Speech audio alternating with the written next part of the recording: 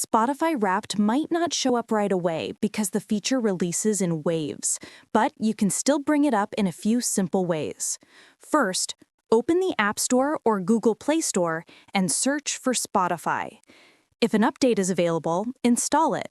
Wrapped won't appear if your app is outdated, so updating is the most important step.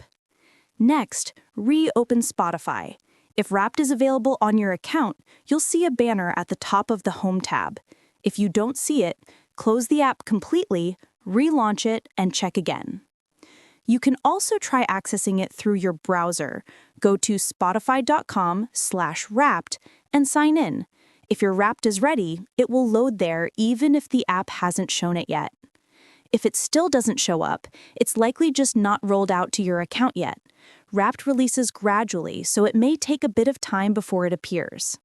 And that's how to fix Spotify Wrapped not showing. If this helped, like and subscribe for more quick tutorials.